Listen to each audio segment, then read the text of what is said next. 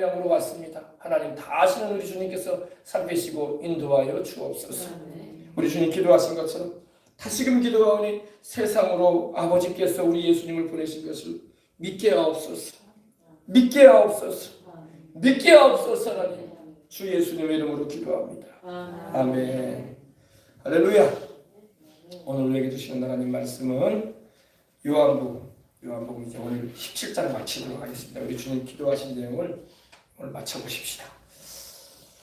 자, 21절부터 우리 26절까지 이제 남아있는데 이 부분 함께 나누고 마치도록 하겠습니다. 아버지여, 아버지께서 내 안에 내가 아버지 안에 있는 것 같이 그들도 다 하나가 되어 우리 안에 있게 하사 세상으로 아버지께서 나를 보내신 것을 믿게 하옵소서. 아멘. 우리 주님께서 여러분 당신을 안 믿을 걸 아셨어요. 세상 사람들에게 복음이 증거돼도 당신께서 오셔가지고 십자가 지시고 죽으시고 부활하시기까지 하심에도 불구하고 세상은 우리 예수님을 믿지 않을 걸 아셨어요. 그래서 주님이 기도하시는 거예요. 믿게 하옵소서. 믿게 하옵소서. 아멘. 이 세상으로 이 역사 이래로 인류들에게 하나님께서 우리 예수님의 기도를 들으시고 믿게 하는 은혜를 베풀고 계시는 겁니다. 세상으로 아버지께서 나를 보내신 것을, 나가 누구예요? 바로 우리 예수님이시죠? 우리 예수님을 보내신 것을 믿게 하옵소서. 아멘. 우리 주님이 기도 안 하셨으면 믿겠어요? 누가? 스스로 예수님 믿고 구원받을 사람이 누가 있어? 하나님께서 믿게 하시는 은혜를 베풀어 주시니까 믿었지. 아멘. 주님께서 아무리 택해 오셔도요, 본인들이 주님을 거절하면 안 믿는 거예요. 이스라엘 백성들 봐요, 여러분. 이스라엘 백성들 안타깝지만 여러분 지금 얼마나 예수님을 안 믿고 있습니까? 그죠? 안 믿잖아요. 대다수가 안 믿잖아요. 대다수가. 지금 유대인들이 그 이스라엘 이 땅에 이스라엘인이 900만이에요. 900만이 넘어요. 900만. 그 가운데 예수님 믿는 사람 10만도 안 될 걸요, 아마. 10만도 많이 잡는 거야. 전 세계로 유대인들이 1200만 명이 지금 흩어져 살고 있어요. 근데 흩어진 유대인들은 그래도 많이 믿어요. 왜? 이방 땅에 살면서 예수님의 복음을 많이 접했어. 근데 지금도 본토 유대인들은 안 믿어요. 영상 준비 한번 해주세요. 유대인들이 금기시하는 성경장이 있어요. 구약 성경. 이사야서 53장입니다. 53장은 우리 주님께서 고난당하시는 그 내용이죠. 여러분에게도 제가 이 말씀을 전한 적이 여러 차례 있는데, 주님의 찔림은 우리의 허물을 인하며 주님의 몸이 상함은 우리의 죄악을 인함이라. 주님이 징계를 받음으로 우리가 평화를 누리고 주님이 채찍에 맞음으로 우리가 나음을 입었다. 여기서 말하는 그는 바로 예수님이시거든요. 근데 유대인 랍비들과 학자들, 종교인들은 그 부분이 예수님을 가리키고 있거든. 아무리 봐도 자기들도 그거 맞아. 그런데 그걸 믿고자 안 하는 거야. 믿고자 하지 않아요. 그래서 금기시되는 장이 바로 53장입니다. 근데 유대인 가운데 예수님을 믿는 유대인이, 메시아적 유대인이 안 믿는 유대인들한테 가서 이스라엘 그러니까 도로가에 거리에서 한 사람에게 당신들 성경 읽고 있지 않느냐? 유대인들도 구약 성경을 읽거든요. 그리고 이사야서 53장 말씀을 알고 있느냐? 자기들이 이렇게 말해요. 이거 금기된 장이다. 읽어서는 안 되는 장이라고 합니다. 그런데 그거 왜 읽지 못하게 하느냐 하면서 이제 그 내용을 읽어줘요. 히브리어로. 그러면서 읽어보라고 얘기를 해요. 그럼 이분이 도대체 누구냐? 그러니까 어렴풋이 말을 해요. 예수 아니냐? 그런데 결정적인 순간에 믿으려고는 안 해요. 이게 안타까운 거예요. 그러면서 자기들 입에 말해요. 자기들도 죄인이라는 것을 말하고, 그리고 이거는 메시아에 대한 내용이라는 걸 인정을 해요. 근데 그 메시아가 예수님인데, 그죠? 근데 자기들도 감은 오는데 전통적으로 예수님에 대해서는 받아들이지 않는다는 거예요. 그 내용을 한번 짧게 한번 영상 한번 보도록 하겠습니다. 올려주세요. יש פרק אחד בתוך הספר הזה, שבעצם היו מכירים אותו בבתי הכנסת בעבר, ואז הרבנים החליטו להוציא את זה מההפטרה היום זה נחשב הפרק האסור. האם שמעת על זה עוד פעם? האם את רוצה לראות מה נסתר בפרק הזה? יש לך את זה? יש לי פה בתנ"ך. רוצה לדעת כמה שדר על זה, האמת. בעצם בגלל זה אנחנו עושים את התוכנית הזאת, כי רוב האנשים לא קראו את הפרק הזה בכלל, כי לא קוראים את זה עוד בבתי הכנסת. הפרק הוא ישעיהו נ"ג, נבואה מאוד חשובה על מי המשיח יהיה, ולמשך 1,700 שנים, מאז שהוא כתב את זה, כמעט כל הרבנים וחז"ל האמינו שזה פרק שמדבר על המשיח. בעצם גם בתלמוד, בסנהדרין צ"ח, גם ילקוט שמעוני, הזוהר, הרמב"ן, האמינו שהפרק הזה מדבר על המשיח. אז עכשיו אנחנו מגיעים לקטע הכי כיפי, שאנחנו נקרא כמה קטעים מאותו פרק ונראה על מה זה מדבר. זה וחדר אישים, איש מחובות וידוע חולי, וכמסתר פנים ממנו נבזה ולא חשבנוהו. הוא היה בזוי ודחוי על ידי בני אדם, מי שידע כאבים ומחלות, הוא היה כמו אדם שמסתירים ממנו את הפנים, בזוי וחסר ערך בעיניהם. שזה מדבר העניין הזה על המשיח. אדם כמו שכתוב בזוי ודחוי על ידי החברה. העם שלנו היה משוכנע שהוא שלילי. לא יודע למה. לא קיבלו אותו. דחו אותו. לא חשבנו שהוא היה המשיח. בכל אוינו הוא נשא ומכאובנו סבלה. ואנחנו חשבנו, הוא נרגוע, מוכה אלוהים, מעונה. לכן הוא נשא את המחלות שלנו, סבל את הכאבים שלנו, ואנחנו התייחסנו אליו כמו אל חולה במחלה קשה, שאלוהים גרם לו להיות מושפל ומעונה. הוא לקח את כל הכאב, את כל הסבל ואת כל המחלות עליו. ובכל זאת, דחו אותו. הוא עשה לנו טוב ובעצם נתנו לו רע בחזרה. הוא סובל בגללנו, בגלל כל בעצם העבירות שאנחנו עושים, אז הוא סובל את הכאב הזה. הוא נתן לנו מעצמו, הוא סבל בשבילנו, לקח את המחלות שלנו, את כל החטאים שלנו. מעוצר וממשפט לוקח את דורו, מי ישוחח, כי נגזר מארץ חיים, מפשע עמי, נגע למה. ויתן את רשעים קברו, ואת עשיר במותיו, על לא חמס עשה ולא מרמה בפיו. בפסוק 12 כתוב, תחת אשר הערה למוות נפשו. מה התוצאה של הסבל שלו בסופו של דבר? הוא מת. הוא מת. הוא ימות. עם עשירים, איזה כיף. אני גם רוצה. אז קיצר האשימו אותו על דברים שהוא לא עשה, וקיבל על זה. הוא מת, אבל לא מוות עם כבוד. קודם כל, האם זה משהו ששמעת על המשיח, שכל הדברים האלה אמורים לקרות לו? לא. זה לא. יש גם את התיאור הזה, לא רק בפסוקים האלה, אבל גם בסחריה, בדניאל ובמקומות אחרים, וגם הרבנים העתיקים הבינו שהמשיח אמור לסבול. והוא מחולל מפשענו, מדוכא מעוונותינו, מוסר שלומנו עליו, ובחבורתו נרפא לנו. כולנו כצאן טעינו, איש לדרכו פנינו, והשם הפגיע בו את עוון כולנו. אבל נפצע בגלל הפשעים שלנו, בגלל החטאים שלנו, מושפע נענש כדי שלנו יהיה שלום, בזכות הפצע שלנו נרפאנו. כולנו עבדנו כמו צאן, כל אחד מאיתנו בנה את דרכו, אבל אדוני הטיל עליו את האחריות על החטאים של כולנו. הבנתי, על פי הפסוקים, כאילו הוא יספוג את החולי והרוע שלנו, וזה ירפא אותנו, והוא בעצם יהיה בן אדם שנענש, שהוא ייקח על עצמו את כל אוקיי. קח את כל העוונות שלנו, ואת כל המכאובים, ואת כל מה שעבר. הוא לקח על עצמו את הכל. שכל החטאים וכל הדברים הרעים וכל העונש הכבד, אלוהים כאילו הכניס את זה באדם אחד. אז על כל אחד מאיתנו לשאול, האם יש בי חטא, האם אי פעם גנבת משהו, אפילו משהו קטן, או משהו להוריד משהו מהאינטרנט, או שלא שייך לך. אני לא. למשל, האם אי פעם שיקרת? כן. בוודאי, כל אחד משקר בה. גם אני לא זכאי בזה. האם אי פעם חמדת? כן. ברור, אני חוטא גדול.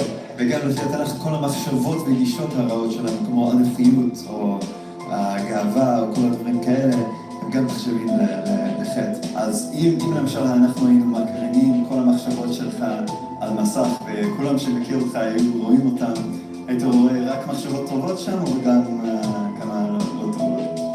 גם וגם. כן. קודם כל, ברור שתראה גם מחשבות לא טובות, אז כל האנשים, גם הצדיק שבצדיקים, יהיה להם מחשבות רעות בראש. היו לפעמים מחשב שהייתי אומרת, אם היא הייתה נעלמת זה היה טוב. אלוהים הוא קדוש וטהור לגמרי, והוא לא יכול להיות בנוכחות של החטא. אז זה בעצם, החטא שלנו מפריד אותנו ממנו, ומגיע לנו בסופו של דבר גם עונש. כתוב ביחזקאל 18 פסוק 4 שהעונש שמגיע לנו זה מוות. בסופו של דבר הפרדה מאלוהים לנצח. כי לא הייתי רוצה. אז בסוף אתה חושב שאתה צריך סליחה וכפרה על החטאים שלך או לא? כן, 100%. גם אני, גם כולם בעצם, אין מישהו שלא. אבל יש גם חדשות טובות, כי אלוהים הוא לא רק שופט, הוא גם אבא שאוהב אותנו. ולכן הוא נתן בתורה את מערכת הקורבנות. הקורבן היה לוקח על עצמו את החטאים של אותו בן אדם. כתוב שהקורבנות יפסקו, ושבמקום הקורבנות שהיו, אלוהים ישלח בן אדם שיקרא המשיח. שיקח על עצמו את כל החטאים. וזה מה שקראנו עכשיו. אלוהים נתן לנו בתנ"ך תיאור מאוד ספציפית של מי המשיח יהיה כדי שנזהה אותו ולא נפספס אותו. וכמובן זה מאוד קריטי שנדע מי הוא הבן אדם הזה, כי בלעדיו אין לנו את הכפרה והסליחה כדי שהוא ייקח את החטאים שלנו. כתוב בדניאל פרק 9 שהוא חייב לבוא לפני חורבן בית המקדש השני. אז בעצם זה היה ב-70 לספירה. אז משיח היה חייב לבוא לפני זה, לפי התנ"ך. כתוב גם במיכה ה' שהמשיח הזה ייוולד בבית לחם. וגם כתוב בישעיהו, מה שקראנו עכשיו, ישעיהו נ"ג, שהעם שלנו נדחה אותו בהתחלה, ושהוא יסבול וימות. וכתוב בפסוקים אחרי זה, אחרי שהוא ימות, הוא יקום לתחייה, ואז כתוב שגויים רבים יקבלו אותו, והם יכירו את אלוהי ישראל בגללו. אז עכשיו, מהתיאורים הללו מהתנ"ך, יש מישהו בהיסטוריה שהגשים את הדברים האלה? אני לא יודעת. לא, אני לא יודעת. לך יודעות? יש מישהו שהגשים את זה? לא שאני חושב, יכול להיות שתגיד לי עכשיו, אני אגיד כן, אבל עכשיו לא עולה לי לראש. ישו. שמע, שוב אני חייב להזכיר שאני לא מאמין בזה בכלל, אבל לפי הסיפורים וכל מה ששמעתי, כן, זה מתאים לישוע. עשו ממנו איש קטן לאיש גדול, שהוא בעצם כן עשה מעשים טובים, והציעו אותו בדיוק ההפך. תראה, אני מאמין שישוע, שבא לפני חורבן בית המקדש, שהוא הגשים את האלה בדיוק, הוא בא לפני 70 לספירה, הוא נולד בבית לחם, שהעם שלנו דחה אותו, הוא סבל ומת, אבל הוא קם לתחייה. היו 500 אנשים יהודים שראו אותו חי אחרי שהוא מת, והם כתבו עליו, וגם כמובן הגויים קיבלו אותו אפילו מיליארדים, והמשיח אמר, אני אקח את זה על עצמי, כל הסבל והעונש שהיה מגיע לכם, אני אקח את זה על עצמי. אבל כדי לקבל את זה, אנחנו חייבים לעשות מה שהיו עושים אז. מתוודעים על החטאים, מצטערים עליהם, להתחייב לא לעשות את העול, וגם להאמין ולהעביר את החטאים שלנו עליו. רק אם אנחנו נאמין באותו משיח ונקבל אותו, אז הוא יקבל את כל החטא שלנו על עצמו. לא נראה ששמעתי את הדברים האלה בגלל שהנושא מגיע לישו, כבר יש כזה מחסום שלא רוצים אפילו לחשוב על זה, לא רוצים לפתוח את הראש, להיות, באמת להביא לזה מחשבה קצת. אז לא יודע, מסתכלים עליו כאילו, כן, כמו שכתוב בפסוק הזה, שדחו אותו.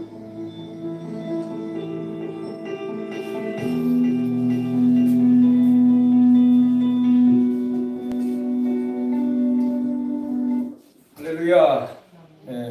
유대인이 꺾여짐으로 우리가 이방인인 우리가 접붙여졌다고 했죠? 네, 하나님께서는 꺾여진 유대인들 원가지들도 다시 붙여주고 싶다는 거야. 그들도 구원하시고자 하시는 우리 이방인들을 구원하시듯이. 아멘. 이 말씀이 이해됐으면 아멘 하십시다. 아멘. 네,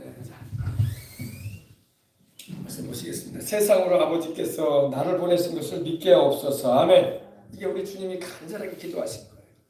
왜? 안 믿을까 하신 거야. 그죠? 아무리 복음이 전파돼도 사람들은 마음의 문을 보세요. 감은 잡잖아. 이분은 예수밖에 없다 이거예요. 그죠? 자기들이 말하잖아. 그러나 믿지는 않는단 말이에요. 참 신기하죠? 믿으면 되는데, 그죠? 마음의 문을 닫아버리는 거예요. 우리는 여러분 이렇게 예수님을 마음의 문을 열고 영접할 수 있도록 하신 것도 엄청난 은혜인 거야. 그럼 그렇지 않으면 우리가 어떻게 영생을 얻겠어요, 그죠? 22절입니다. 내게 주신 영광을 내가 그들에게 주었사오니 이는 우리가 하나 된 것 같이 그들도 하나가 되게 하려 함이니이다. 내게 주신 영광을 내가 그들에게 주었습니다. 그들은 바로 우리 주를 믿는 우리들을 말하는 것입니다. 내가 그들에게 주었습니다. 이는 우리가 하나 된 것 같이 아버지와 아들과 성령님이 하나이시잖아요, 그죠? 삼위일체 하나님이 한 분이죠. 아버지와 아들과 성령으로 계시지만 한 분이십니다. 그래서 우리라고 표현을 하십니다. 하나가 된 것 같이 그들도 하나가 되게 하려 합니다. 텔레비를 보여주고 싶은 건데 텔레비 광고가 많이 나옵니다. 자, 다시 말씀드립니다. 내게 주신 영광을 내가 그들에게 주었사오니 우리 주님께서 우리에게 믿는 우리들에게 제자들이 복음을 전해주고 또 믿는 우리 이방인의 일기까지 모든 세대의 우리들에게 주셨다고 말씀을 합니다. 뭐를 주셨다고요? 영광을 주셨다. 이 영광은 뭘 의미하냐면 성령님의 역사를 말하는 거예요. 성령님의 역사로 말미암아 죄인이 회개하고 예수님을 영접하여 구원도 받고 병고침의 은혜도 받고 기적도 경험하고 할렐루야. 이게 은혜를 받게 되면 이 성령님의 역사를 통해서 우리는 하나님의 영광을 보게 되는 거예요. 성령 충만의 체험이 있으면 여러분 은혜를 받게 되고 하나님의 영광을 경험하게 되는 겁니다. 아멘. 그래서 은혜 받으면 하나가 되는 거야.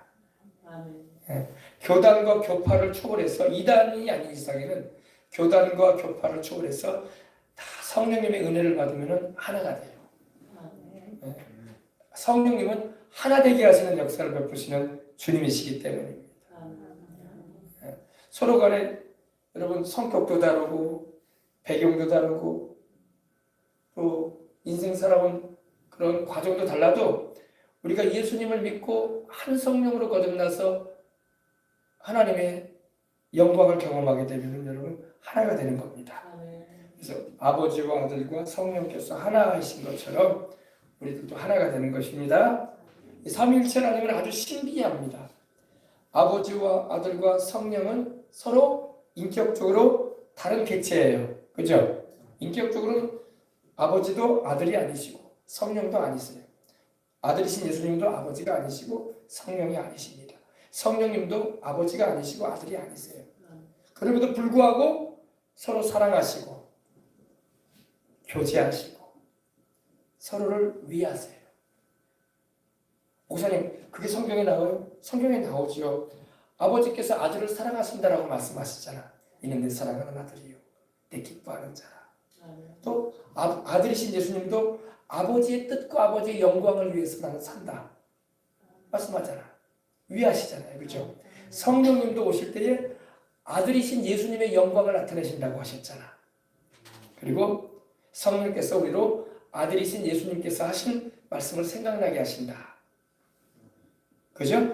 그래서 성부, 성자, 성령님은 서로 교제하시고 서로 사랑하시고 서로 협력하시고 창조 시에도 함께 하셨고 인류를 구원하실 때도 함께 하시고 앞으로도 영원히 함께 하시는 한 분 하나님이신데 삼위로 계신 하나님이시다. 아멘. 그래서 우리가 하나 된 것 같이 사랑으로 하나 되셨죠? 혹시 목사님 아버지 하나님하고 아들 하나님이신 예수님하고 좀 마찰 같은 거 없었을까요? 감정적으로 안 맞고 서로 의견이 안 맞고 또 성령님도 우리와 함께 하시는데 아버지 하나님과 아들 하나님과 뜻을 같이 할 수 없는 그런 부분이 없을까요? 전혀 없어요. 놀랍게도 전혀 없어요. 아버지와 아들과 성령은 서로 트러블을 일으키거나 서로 의견이 안 맞거나 그런 적이 한 번도 없어요. 사랑으로 완전한 연합을 이루는 거예요. 할렐루야. 아무리 여러분 부부간에도 서로 의견이 안 맞을 때 있고 부모 형제 간에도 안 맞을 때 있잖아요. 그러나 아버지와 아들과 성령님은 그런 일이 전혀 없으세요. 완벽한 사랑 안에서 하나가 되시는 거예요. 완전한 사랑. 할렐루야. 그래서 우리가 하나 된 것 같이 그들도 하나가 되게 하려 함이니이다. 이 요한복음 17장을 보면 삼위일체 하나님의 하시는 일을 우리가 볼 수가 있는 거예요. 곧 내가 그들 안에 있고, 그래서 이제 23절입니다. 곧 내가 그들 안에 있고. 여러분 지금 우리 주님이 성령님으로 우리 안에 계시잖아요. 우리 예수님이, 그죠? 내가 그들 안에 있고, 믿는 그들 안에 있고, 아버지께서 내 안에 계신다. 또 아버지 하나님께서 또 우리 예수님 안에도 계신다. 그러니까 우리가 예수님을 믿고 영접하게 되면은 예수님을 모시잖아요. 근데 성령님으로 모시잖아요. 그죠? 육신을 입으신 예수님은 하나님 우편에 계시고 부활하셔서, 그죠? 성령님이 오셔서 꼭 예수님과 같으신 성령님 오셔서 우리 안에 계시는데 바로 아버지가 또 함께 하시는 거와 똑같다는 거야. 아버지 하나님이. 할렐루야. 아버지께서 즉 예수님 안에 계시어 그들로 온전함을 이루고 하나가 되게 하려 함은, 보세요. 또 하나라고 말씀. 여기서 말하면요, 하나 되게 하시는 걸 주님은 원하시는 거야. 하나 되어야 할 줄 있습니다. 우리 한국 교회가 여러분 교단도 많고 교파도 많아요. 이단은 제외하고도 장로교만 해도 200개가 넘어 교단이 여러분. 고신, 개혁, 합동, 통합, 보수, 또 진리, 별교단이 다 있어. 중앙총회 해가지고 우리 순복음도 원래 한 교단이었는데 이렇게 예화성도 있고 우리 여의도 기아성도 있고 원래 한 뿌리인데 원래 한국 기독교회가 한 뿌리였다고. 장로교도 조선기독교연맹이라고 해가지고 예수교라고 조선 예수교라고 해가지고 하나였었단 말이에요. 평양신학교 출신 이기풍 목사님 또 여러분 그런 목사님들을 통해서 일회 졸업생들을 배출하면서 하나였거든요. 근데 나눠지기 시작하니까 200개가 넘어진 거예요. 우리 순복음도 원래 하나였어요. 대조동 하나였었습니다. 근데 이렇게 여의도 측과 또 우리 조영범 목사님 측 그리고 또 군소교단 한두 개 다 있어요. 그래서 하나였는데 이게 나눠진단 말이에요. 또 감리교도 마찬가지고 성결교도 마찬가지고 침례교도 그렇고 자꾸 나눠주고 있어요. 나눠지면 안 되는데, 그죠? 나눠줬다고 해서 이단은 아니에요. 똑같은 교리에 똑같은 교리를 가지고 있어요. 장로교는 칼빈교리 5대 교리를 중심으로 해서 뭉치잖아요. 그죠? 합동 통합이든 간에. 우리 순복음도 오순절 신앙 오늘 하나 되거든요. 교리가 똑같아요. 교리는 똑같은데 나눠진단 말이야. 그래서 주님은 나눠지지 말고 또 나눠져 있다 할지라도 하나 되라. 아멘. 하나 되어야 할 줄 있습니다. 교회도 그래요. 교회도 하나가 돼야 돼. 이단이 아닌 이상. 그래서 온전함을 이루고 하나가 되게 하려 함은 아버지께서 나를 보내신 것과 같이, 우리 하나님 아버지께서 예수님을 보내셨잖아요. 이 말씀을 여러 차례 하세요. 그죠? 아버지 하나님, 이스라엘의 하나님이신 우리 아버지 하나님께서 구주로 우리 예수님을 보내신 것과 세상에 또 나를 사랑하신 것 같이 또 하나님 아버지가 그 아들 예수님을 사랑하신다고. 아멘. 주님은 아버지 하나님이 그 아들 예수님을 사랑한다는 표현을 성경에 보면 2번 이상 나오잖아요.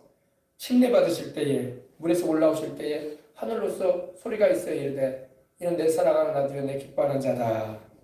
아멘. 그리고 또 주님께서 변화산에 올라가셔서 제자들과 함께 기도하실 때에도 그 영광 가운데 주님께서 들려오는 음성이 있는데 이는 내 사랑하는 아들이요 그의 말을 들으라. 그러셨단 말이에요. 우리 예수님을 십자가에 못 박아 죽게 하셨지만은 하나님 아버지는 여전히 그 아들을 변함없이 사랑하시는 아버지예요. 예수님이 십자가에 못 박혀 죽으심으로 우리 인류가 구원받는 길이 열렸잖아요. 그죠? 그래서 주님의 사랑은 변함이 없어. 아버지께서 그 아들을 사랑하심도 지금도 하나님 아버지는 그 아들을 사랑하시오. 아멘. 그리고 아들 우리 예수님도 아버지를 사랑하시고 우리 안에 와 계시는 성령님도 아버지와 아들을 사랑하시고 또 아버지 하나님과 아들 하나님도 성령님을 사랑하시고 또 성령님을 모시고 있는 구원받은 우리들도 사랑하시고 아직 믿지 않고 있는 영혼들이지만 구원하시고자 하는 영혼들도 사랑으로 주님은 지금도 구원하시고자 하시는 것입니다. 사랑으로 구원하십니다. 사랑으로. 나를 사랑하신 것 같이 그들도 사랑하신 것을 세상으로 알게 하려 함이로소이다. 그러니까 우리 예수님을 사랑하시는 아버지의 사랑이 예수님만 사랑하시는 게 아니라 예수님을 믿는 우리들도 사랑하신다고. 아멘. 네. 그렇게 잘 알고 있어야 됩니다. 이 바울 서술 보면요, 얼마나 하나님 아버지와 우리 예수님이 우리를 믿는 우리를 사랑하시는지. 우리가 자녀들이 됐잖아요. 하나님의 자녀들, 그죠? 야, 더 들어와야겠다. 얼마나 사랑하시든지 성령님이 시기하시기까지 사랑하신다는 말씀이 있어요. 뭐라고요? 우리 안에 거하시는 성령님이, 성령 하나님이 시기하실 정도까지 사랑하신대. 누구를? 그 자녀된 우리를. 그게 성경에 바울서신에 보면 나와요. 성령이 시기하시기까지 사랑하신다. 누구를? 우리를. 성령 하나님은 그 우리를 안 사랑하시느냐? 안 사랑하시지. 그러나 얼마나 우리를 사랑하시든지 자녀된 우리를 성령께서 오실 때 너무 지나치게 사랑하는 거 아닌가 이럴 정도로 그 정도까지 하나님의 아버지가 우리 예수님이 우리를 사랑하신다는 거. 우리를 사랑하시니까 그의 사랑하시는 성령을 우리에게 보내셨잖아요. 아멘. 네, 우리가 알아요. 아버지께서 나를 보내신 것과 또 나를 사랑하신 것 같이 그들이 바로 누구라고요? 1차적으로는 제자들이고 2차적으로는 복음 전도를 받아서 구원받은 전 세대의 그리스도인들, 우리들을 말합니다. 그 자녀가 되는 하나님의 자녀가 되고 그리스도의 신부가 되는 우리들을 사랑하신 것을 세상으로 어떻게 하라고요? 알게 함이로소이다. 우리 하나님 아버지께서는요, 이 세상으로 하여금 우리를 하나님 아버지가 사랑하신다는 것을, 그 아들 예수님이 사랑하신다는 것을 알게 하시길 원하시는 거야. 아멘. 그리고 안 믿는 이들도 그 사랑을 알게 되어서 우리 예수님을 믿고 구원을 받는 역사가 일어나는 것입니다. 그다음 24절. 아버지여, 내게 주신 자도 나 있는 곳에 나와 함께 있어 아버지께서 창세전에 나를 사랑하심으로 내게 주신 나의 영광을 그들로 보게 하시기를 원하옵나이다. 우리 예수님은 항상 하나님을 부를 때에 아버지라고 부르셨어요. 이건 아버지라고 부르는 것은 친밀함을 말하는 거야. 그 당시 여러분 종교인들이 많았어요. 사두개인, 바리새인, 율법사, 또 서기관도 있고 소위 성경을 잘 알고 율법학교를 나온 이들이 많았어요. 그러나 그들은 하나님을 향해서 아버지라 부르지 못했어요.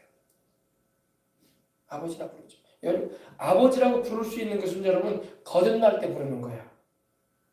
예수님을 믿어서 성령으로 거듭난 이들이 아버지라고 부르는 거야. 하나님을.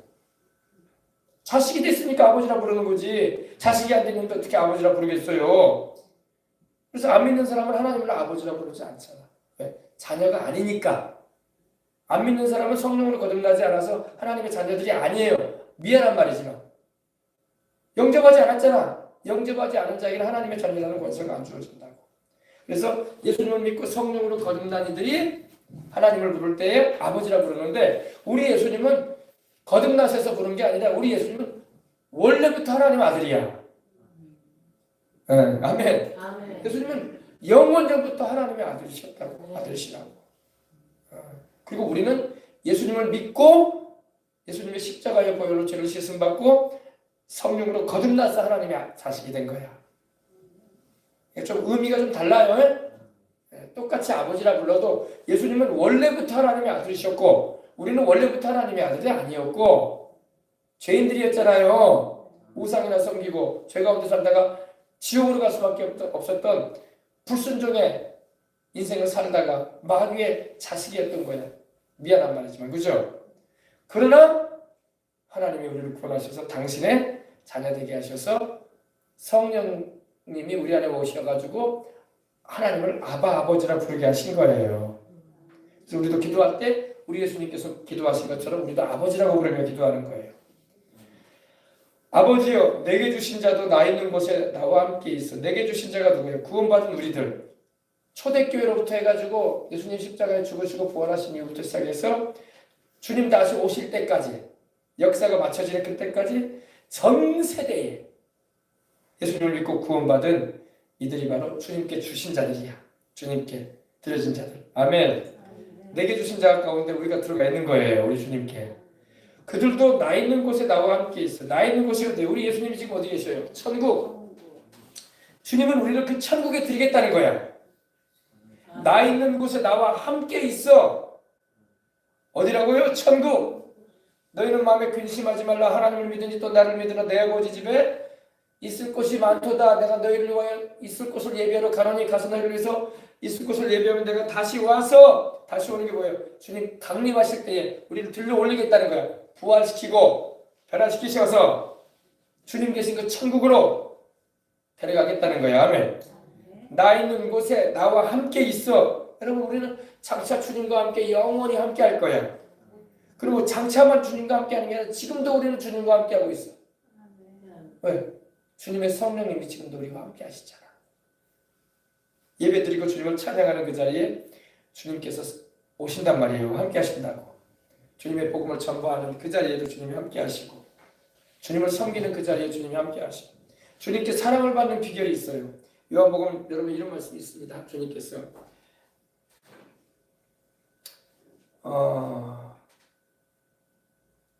나를 믿는 자는 내 아버지께 사랑을 받을 것이요, 이렇게 말씀하셨어요. 우리 주님을 믿는 자가 우리 아버지께 사랑을 받는 거야.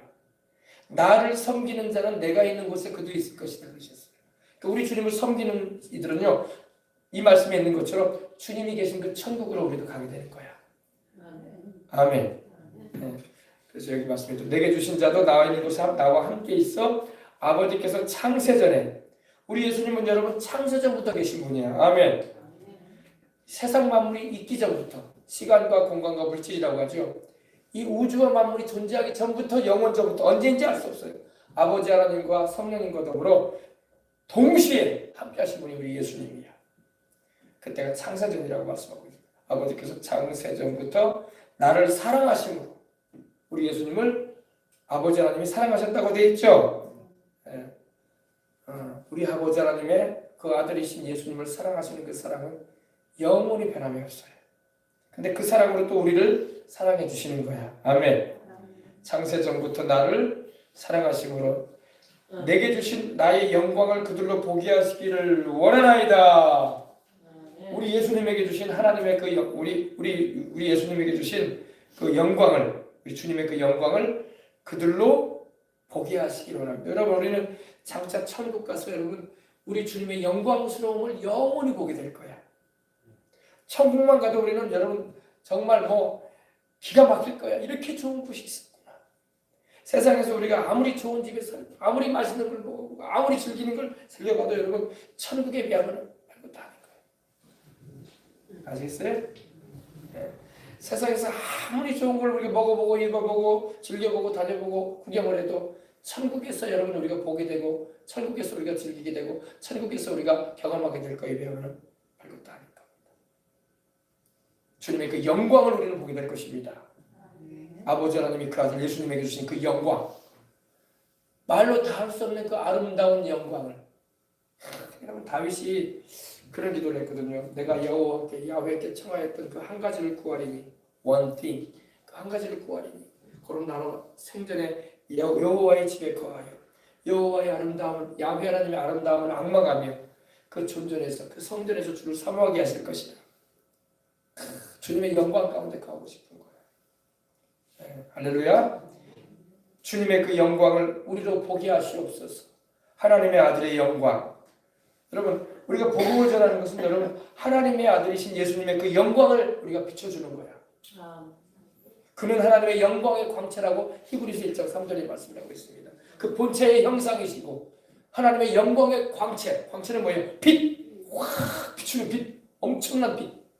세상에 그 무엇과도 비교할 수 없는 영광스러우신, 영화로우신, 거룩함의 그 영광스러우신 우리 주님. 할렐루야. 그걸 우리로 보게 하시기를 원하시는 거예요. 천국의 그 영광, 하나님이 창조하신 그 만물의 영광. 할렐루야. 주님이 행하신 그 모든 일들에 대해서 우리가 헤아릴 수가 없어요 지금. 그러나 그때에 우리는 만끽하게 될 것입니다. 주님의 이 기도가 응답될 날이 옵니다. 그리고 그 영광을 우리가 언제 또 경험하느냐? 우리가 예배드리는 가운데, 찬양드리는 가운데, 하나님의 깊은 임재 가운데 들어갈 때 그 영광을 보게 되는 거야. 그 영광을 우리가 맛보는 거야. 어마어마합니다, 여러분. 어마어마해요. 그냥 감정적인 느낌 정도가 아니에요. 그럼 그걸 경험을 해봐야 돼. 그 경험을 해봐야 돼. 저도 신학교 때 그 경험을 한 적이 있는데 강대상 앞에 나가서 기도를 하는데 하나님의 영광이 하나님의 감동이 막 임하는데 이런 거는 그냥 사도 요한도 내가 주의 날에 성령의 감동을 받았다라는 그 표현밖에 못해. 그 감동을 받는데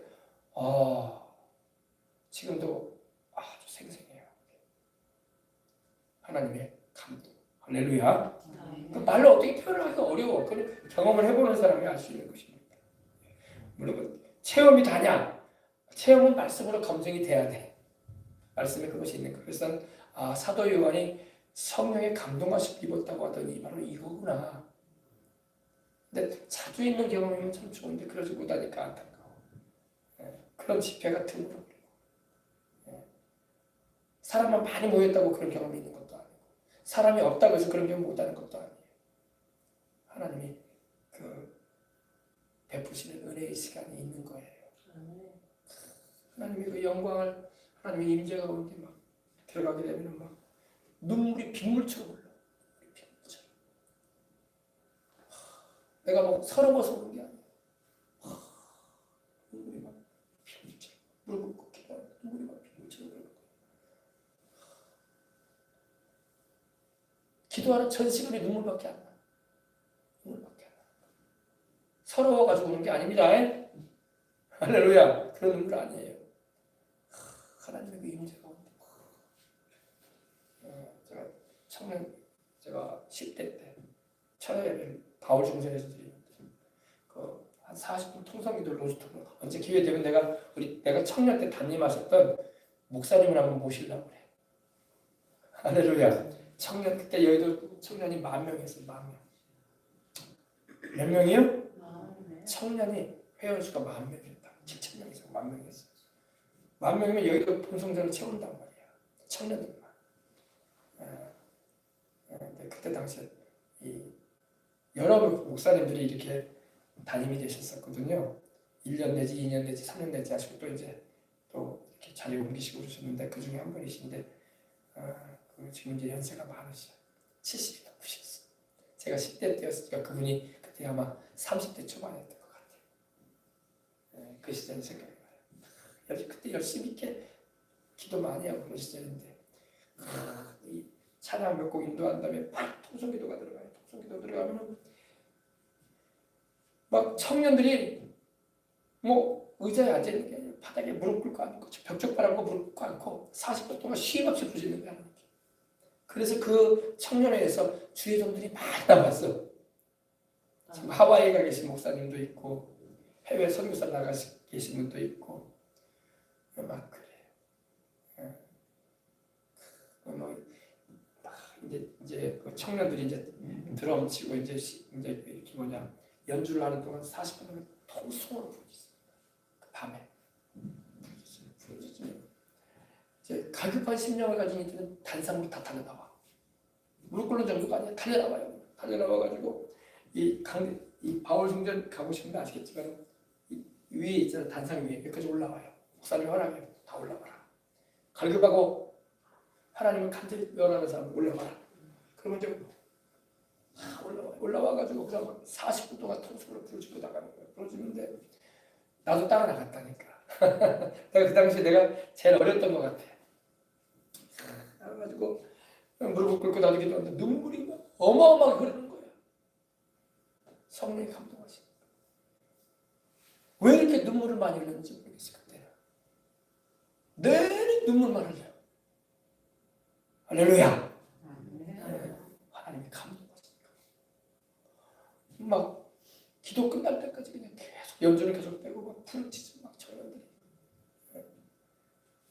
그래서 그 가운데 많이 선교사도 나오고 여의도 교회 그냥 그 교구장 대교구장들도 나오고 할렐루야. 그런 시절이 생각이 납니다.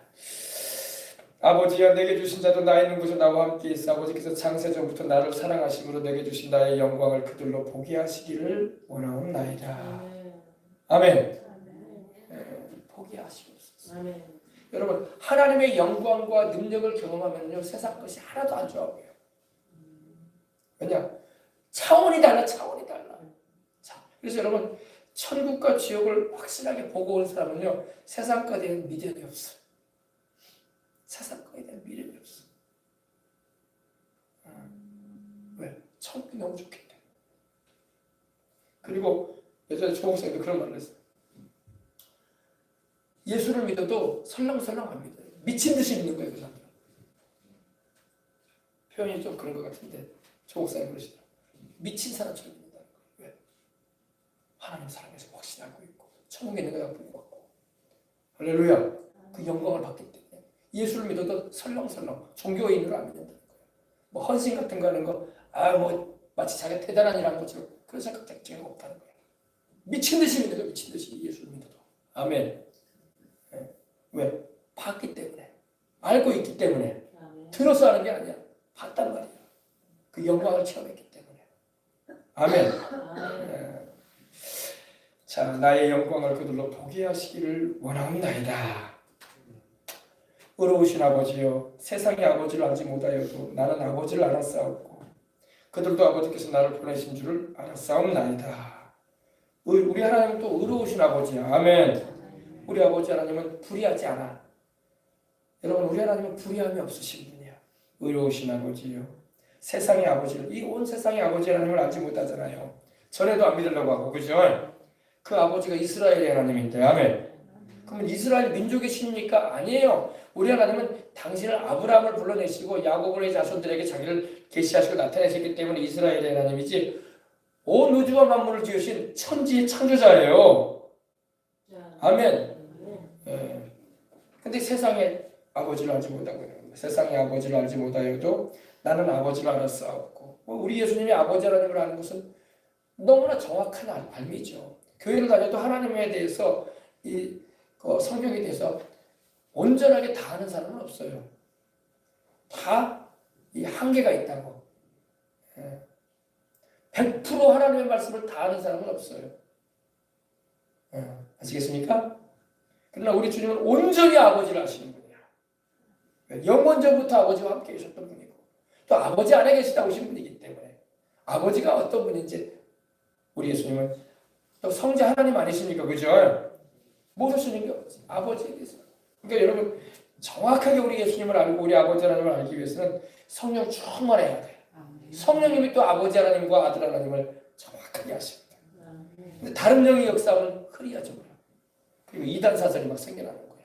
잘못된 계시를 받게 되고 잘못된 가르침을 받게 되고. 그러니까 여러분 진짜 예수님을 제대로 알고 잘 믿었던 사람이 나중에 이상하게 된 사람들이 많아요. 많아. 아주 정말로 예수님을 알고 성령 체험도 하고 바르게 주님을 교리적으로도 알고 알았던 사람인데 나중에 어떻게 돼가지고 이상하게 돼버린 사람들이 있다니까. 사람은 여러분 실족하에 넘어질 수 있는 거야. 그래서 주님을 바르게 아는 가르침을 받는 게 얼마나 중요한지 몰라. 네. 그래서 신학도 바른 신학을 해야 되는 거야. 이상한 신학하면은 신앙이 오히려 이상해져 버려. 혼란해져 버려. 네. 이단 사설 같은 거 자꾸 이렇게 접하게 되면 또 이상해져 버려요. 처음에는 그런 사람이 아니었는데 바르게 순수하게 주님을 알고 믿었던 사람이었는데 그런 경우도 있습니다. 그래서 우리 주님을 바르게 아는 게 얼마나 중요한지 모릅니다. 나는 아버지를 알았사옵고 그들도 아버지께서 나를 보내신 줄 알았사옵니다. 우리도 마찬가지. 우리도 예수님을 통해서 하나님 아버지를 알잖아요. 그죠? 우리 예수님을 보내신 하나님 아버지, 천지만물을 지으신 하나님. 아멘. 아브라함과 이삭과 야곱의 하나님, 우리 주 예수 그리스도를 보내셔서 우리를 구원하신 하나님. 그죠? 내가 아버지의 이름을 그들에게 알게 하였고, 이제 마지막으로 또 주님 말씀합니다. 내가 아버지의 이름을 그들. 아버지 이름이 뭐냐면 우리 하나님의 이름이 뭐예요? 구약에는 야훼, 여호와시잖아요. 나는 여호와니 내 이름이라. 아멘. 그러셨잖아. 그럼 여기서 말하는 아버지 이름은 뭐냐? 우리 예수님께서 세상에 오셔서 아버지의 이름을 나타내셨어요. 그 아버지가 어떤 분인가, 아버지의 성품과 능력과 아버지의 존재와 본성을 드러내신 게 아버지 이름인 거예요. 예수님은 아들의 이름이잖아요. 그래 안 그래요? 예수님이 원래 구약에는 예수라는 이름 자체가 여호수아가 바로 예수님의 이름하고 똑같아요. 여호수아, 예슈아. 여호수아가 예슈아거든요. 여호와의 구원, 야훼의 구원이라는 의미예요. 그래서 그 구약의 여호수아가 바로 신약의 예수님하고 이름이 똑같아. 그럼 여호수아가 하나님의 이름이냐? 아니잖아. 그래 안 그래요? 그 이름의 의미는 여호와의 구원이라는 의미인데, 그죠? 우리 예수님도 그 이름으로 오신 거야. 여호와의 구원. 야훼는 구원이시다. 아멘. 그래서 이사야서 보면 나는 야훼다. 이는 내 이름이다 이러셨잖아. 아버지의 이름을 말하는 거죠. 그죠? 하나님의 이름. 그래서 우리 하나님 아버지의 이름은 하나님의 존재하신 것, 계시는 것과 본성을 드러내주는 겁니다. 우리 하나님이 어떤 하나님이에요? 사랑의 아버지, 은혜를 베푸시는 아버지, 자비를 베푸시는 아버지, 치료의 은혜를 베풀어 주시는 아버지, 자유를 주시는 아버지, 영생을 주시는 아버지. 이게 아버지의 이름이에요. 아시겠죠?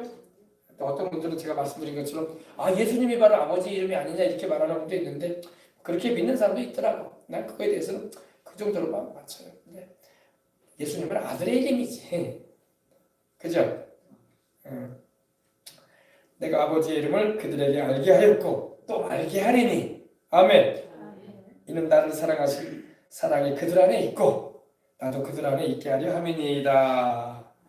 아멘. 나를 사랑하신 우리 예수님을 사랑하신 그 아버지의 사랑. 여기서 말하는 사랑은요, 여기 계속 사랑이 나오죠. 여기서 나오는 사랑은 아가페를 말하는 하나님의 사랑. 그렇습니까? 사랑도 여러 가지잖아요. 헬라어로도 보면은 뭐 남녀 간의 사랑도 있고 친구 간의 사랑도 있고 또 박애적인 사랑도 있고 여러 가지 사랑이 있어요. 근데 여기서 말하는 사랑은 다 똑같아요. 아가페 사랑을 말합니다. 헬라어죠. 나를 사랑하시는 그 사랑이 그들 안에 있고 우리 예수님을 사랑하시는 그 사랑이 우리 안에도 있다는 거야. 아멘. 그리고 나도 그들 안에 있게 하려 합니다. 보세요. 지금 우리 주님 우리 안에 계시잖아. 성령으로. 할렐루야. 이 말씀이 그대로 이루어지잖아. 아멘. 그래서 여러분 이걸 우리가 잘 알고 잘 섬기도록 하십시다. 이렇게 해서 이제 우리가 주님의 기도를 마쳤습니다. 은혜가 되셨으면 아멘 하십시다. 우리 주님이 이렇게 기도하셨구나. 그래서 이 기도를 우리가 잘 새겨놓고요. 기도할 때 이 기도 내용을 가지고 기도하면 참 좋고 이건 우리 주님께서 아버지의 뜻에 딱 맞는 기도를 하셨거든. 할렐루야. 그러므로 우리 주님께서 하신 기도 그 내용을 하면 좋은 거야. 지금 우리 한국교회도 하나가 안 돼가지고 얼마나 그래요. 그죠? 하나 되게 되려고. 이번에 보니까 나라 사랑하는 이들이 오늘도 어디입니까? 롯데호텔에 모여가지고 이렇게 나라를 사랑하는 모여가지고 이렇게 뭉치자고 이렇게 하더라고요. 그래서 하나 돼야 돼 그것도. 그죠? 나라를 사랑하는 마음을 가진 이들이 막 뿔뿔이 터져버리면 힘을 못 쓰는 거야. 하나가 돼야 돼. 나라 사랑하는 이들도 하나. 우리 한국교회도 하나. 다 그리스도 안에서 형제 자매거든. 교단들도 다. 이단을 제외하고는. 그죠? 이단하고는 하나 될 수 없지. 사이비종파하고는 하나 될 수 없지. 그러나 예수님 안에서 한 주님이신 예수님, 한 성령 안에서 한 아버지 하나님을 섬기는 우리는 그리스도 안에서 한 형제 자매가 되어져서 교단들이 다 하나 되어져서 주의를 하게 되면 힘을 발휘하고 하나님의 뜻을 이루는 일에 우리가 쓰임받게 되는 것입니다. 여러분 우리 주님께서 세상에 알지 못하고 있다고 이 말씀을 하신 것은 여러분 오늘날에도 여러분 사람들이 마음의 죄가 가득해 돼가지고 영적으로 죽어있다고 그래가지고 영이 죽어있기 때문에 창조주 하나님이 없다고 가르치는 진화론이 막 얼마나 학교에서도 가르치고 있습니까? 그죠? 무신론 또 신은 없다고 여기는 공산주의 그죠? 또 우상 섬기는 일도 얼마나 많아요. 다 하나님을 알지 못해서 그런 거예요. 하나님과 그 아들 우리 주 예수님을 알게 하옵소서. 또 제대로 알지 못하고 있는 이슬람교에서는 예수님을 하나님의 아들로 믿지 않잖아요. 그죠? 이슬람교는 여러분 예수님을 하나님의 아들로 믿지 않아요. 하나님의 아들이 어딨냐? 그렇게 말하고 있고 또 예수님의 죽음을도 믿지 않고 부활도 믿지 않고 그죠? 예. 더군다나 예수님이 처녀 탄생한 것도 믿지 않고 그냥 예수님을 훌륭한 분, 선지자로만 여기는 그게 이슬람이거든요. 다른 예수를 전하는 다른 예수. 그건 성경이 말하는 예수님이 아니잖아. 그죠? 성경에 말씀하는 예수님은 그런 예수님이 아니잖아. 그래서 다른 복음을 전하는 거야. 그래가지고 그거가 진리인 줄 알고 이 땅에 20억이 되는 사람이 그걸 그렇게 믿고 있잖아. 예수님을. 20억이 넘다니까요. 이 이슬람교에 있는 사람들이 다른 예수를 가르치고 믿게 하잖아. 천국에 못 가잖아. 그래서 주님에 대해서 바르게 알게 해주고 믿게 해주고 살아갈 수 있도록 해줘야 할 줄 믿습니다. 아멘. 그래요. 우리가 기도해야 될 줄 믿습니다. 또 이 시간 또 이렇게 기도하고 이제 돌아갈 텐데, 여러분 지금 전 세계적인 상황을 우리는 또 이렇게 딱 살펴봐야 돼요. 예. 지금 하나님, 이란과 이 이스라엘과 미국과의 이런 전쟁이 빨리 그치게 하여 주옵소서. 그치되 미국이 요구하는 사항은 이란에 있는 핵 연료라고 하죠. 우라늄 한 450kg 되는데 그거 달라는 거야. 너희 그거 가지고 핵무기 만들어가지고 이스라엘 공격하려고 할 텐데 그거 하면 안 된다는 거야. 트럼프는 그런 말을 하잖아요. 뉴스에서는 이렇게 나오죠. 네타냐후 이스라엘 총리가 트럼프를 꼬드겨가지고, 사생말로 꼬셔가지고 이스라엘 이란을 이렇게 공격하게 하고 있다, 이렇게 말을 해요. 그게 아니야. 트럼프가 뭐라고 합니까? 이런 표현을 했어요. 트럼프가 이스라엘은 우리 동생이다, 내 동생이다. 동생이 맞고 있는데 맞으려고 하는데 형이 당연히 지켜줘야지, 그렇게 의미를 말했지 내가 꼬드겨가지고 내가 한 게 아니다는 거야. 방송은 잘못 말하잖아 지금. 그죠? 그러니까 한마디 한 거예요. 이스라엘은 우리 동생이다, 내 동생이다. 그래서 동생이 깡패한테 얻어맞으려고 하는데 형으로서 당연히 지켜줘야 되지 않냐, 그런 의미로 설명을 하는 거예요. 그래서 트럼프가 예수님 그 모습으로 이렇게 변장해가지고 이렇게 하는 모습도 나오는데 그런 모습을 안 해야 되는 건데, 예를 들면 이제 그거는 트럼프가 그런 그림을 통해서, 그런 걸 통해서 이렇게 뭐라고 할까요? 이렇게 우리 미국은 선한 일을 하는 나라다, 이런 이미지를 나타내려고 했던 것 같더라고. 내가 보니까 나타낼 만한 사람의 대표가 대통령이 자기잖아요. 그러다 보니까 그런 걸로 이렇게 한 거지, 트럼프가 자기가 막 내가 예수님이다 이렇게 말한 게 아니에요. 누가 트럼프를 예수님으로 보겠어. 그죠? 미국 대통령일 뿐이지. 그죠? 네. 그래서 이해를 해줘야 돼요. 그리고 우라늄을 달려고 하고, 그리고 이번에도 보니까 그 미국의 그 벤스가 그러잖아요. 이 우라늄 주고 너희가 핵 개발 안 하면 우리가 너희 부귀영화를 누리게 해주겠다. 이란 도와주겠다. 우리가 잘 살게 해주겠다. 예전에 베트남에서 김정은한테도 트럼프가 그랬거든요. 그 잘 사는 세상을 보여주면서 너희가 이렇게 핵을 폐기하고 비무장을 하고 살아라. 그러면 우리가 너희도 남한처럼 잘 살게 해주겠다. 그랬거든요. 대한민국처럼 경제적으로 잘 살게 도와주겠다, 우리가 북한도. 근데 김정은이 거절했지. 그걸 받아들여야 되는데, 그죠? 그럼 우리 북한 동포들 굶주려 죽지 않을 거 아니야. 우리처럼 경제적으로 잘 살게 해주겠다는 건데. 네, 그리고 이번에 벤스도 그랬어요. 그 우라늄 내 나라, 그리고 너희 더 이상 이스라엘 위협하지 마라. 그럼 내가 너희들 부귀영화 누리게 해주겠다. 우리가 미국이 도와주겠다. 경제적인 지원 해주겠다. 근데 그걸 받아들이지 않으려고 하더라고. 네.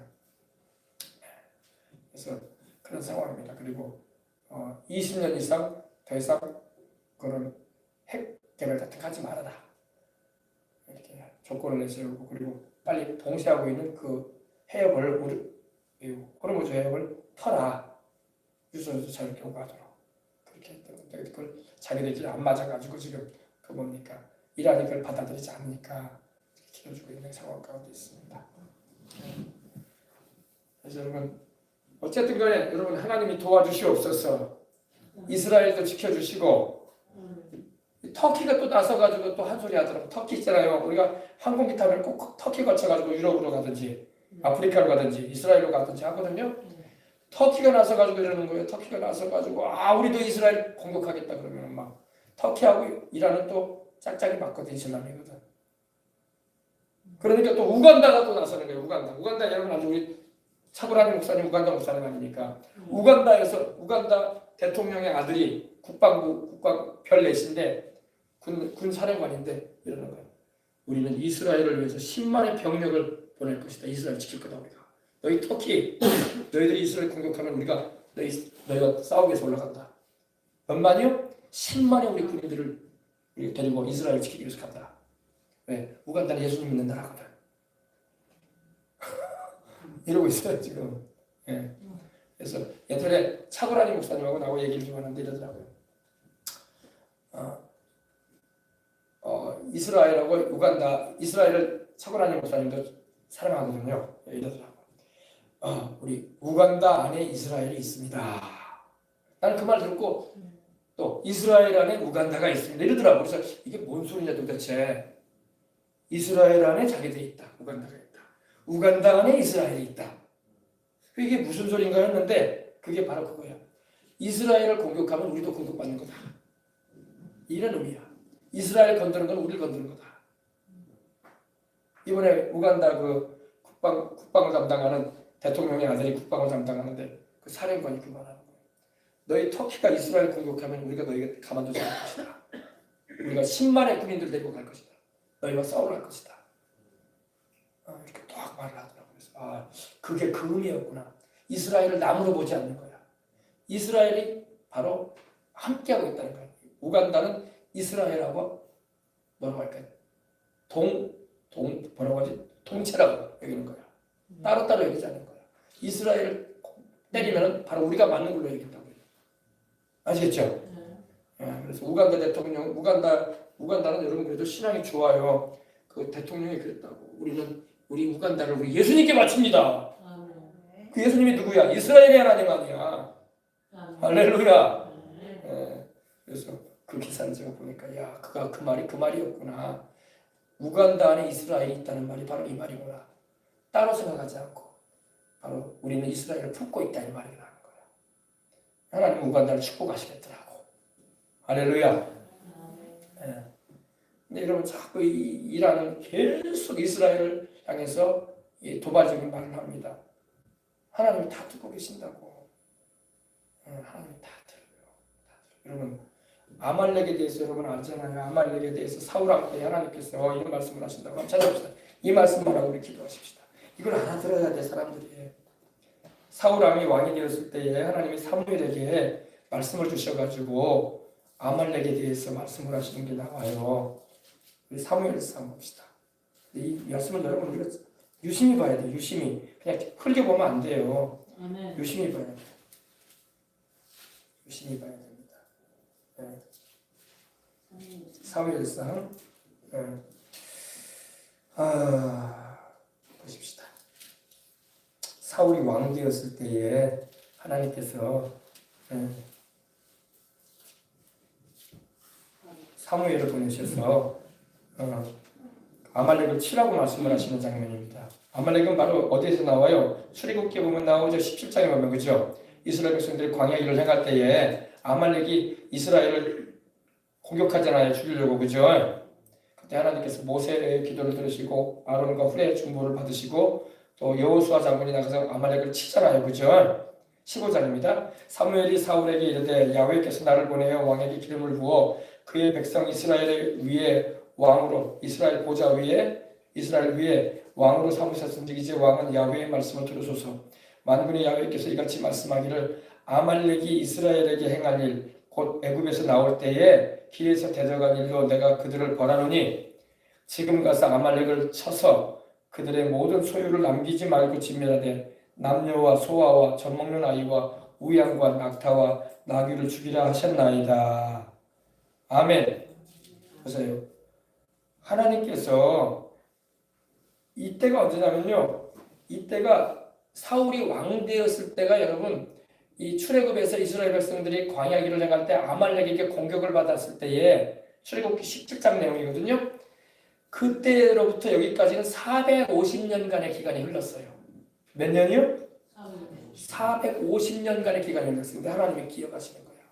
뭘 기억하셨어요? 아말렉에 대해서 기억하시는 거예요.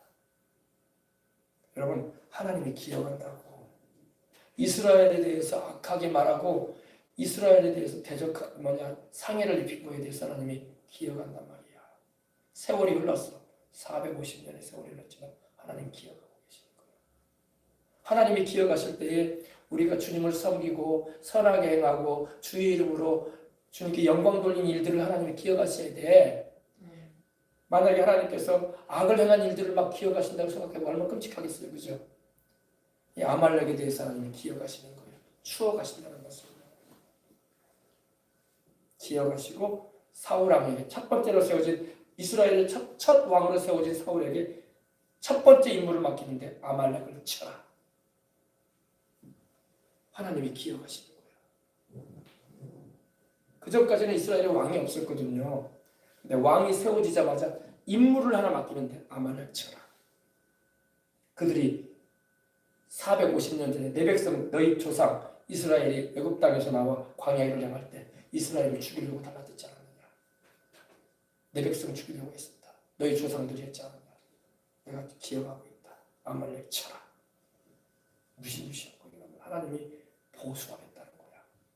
그러니까 이스라엘 민족을 향해서 저지르는 악에 대해서 하나님이 기억하신다고. 당장에 하나님이 징벌을 안 내리시는 것은 회개할 기회를 많이 주시기 때문에 그래. 그러나 하나님이 반드시 기억하신다고. 우리는 하나님 앞에 항상 좋은 것만 기억나게 해드리는 우리가 돼야 돼. 하나님의 기억에 안 좋은 기억을 남기는 삶을 사는 사람은요, 하나님이 진노하신다. 반드시 심판하신다. 아말렉 쪽이 바로 그런 족속이에요. 보세요. 만군의 야훼께서 이같이 말씀하기를 아말렉이 이스라엘에게 행한 일, 곧 애굽에서 나올 때의 길에서 광야 길에서 대적한 일로 벌써 하나님 추억하시는 거예요. 생각하시는 거예요. 그리고 첫 번째 왕이 세워졌는데 사울인데 아말렉을 쳐라. 그죠? 그들을 벌하기 원한다고 하나님 말씀하시는 거예요. 지금 가서 아말렉을 쳐라. 쳐라는 것은 죽이라는 거예요. 그들을 모든 소유를 남기지 말고 진멸해라. 남녀, 소와, 젖먹는 아이까지, 심지어 어린애기까지 다 죽여라. 하나님이 얼마나 무섭게 대하십니까? 그죠? 여러분, 하나님을 거스리고 여러분 잘 될 수가 없어요. 하나님을 거스리고 잘 될 수가 없어요. 우리도 우리 주를 믿는 사람들은 이걸 잘 알기 때문에 우리 대한민국이 하나님을 거스리는 방향으로 나가면 안 돼. 하나님이 기억하신단 말이에요. 하나님이 기억하신다고. 기억하신다. 하나님은 기억하시는 하나님이에요. 당장에 하나님이 징벌 안 내린다고 큰 소리 치면 안 돼요. 하나님은 기억하셔요. 생각하고 있어요. 그리고 때가 되면 하나님 반드시 심판을 하실 거예요. 알겠습니까? 네. 자, 그리고 하나님은 여러분 또 자기 백성에게 선한 일을 한 이에 대해서 또 주님께서 피할 길도 열어주는 것이 사절 봅시다. 사울이 백성을 소집하고 그들을 들라임에서 세워보니 보병이 23만 명이요. 20만 명이요. 유다 사람이 10,000명이라. 사울이 아말렉 성에 이르러 골짜기 복병시키니라. 사울이 겐 사람에게 이르되 아말렉 사람 중에서 떠나가라. 그들과 함께 너희를 진멸하게 될까 하노라. 이스라엘 자손이 애굽에서 올라올 때에 너희가 그들을 선대하였느니라. 이 겐 사람이 누구냐면 바로 이 모세의 처남이었던 이 처남이 있어요. 모세의 처남이 있다고. 모세 부인의 동생. 그 자손들이야.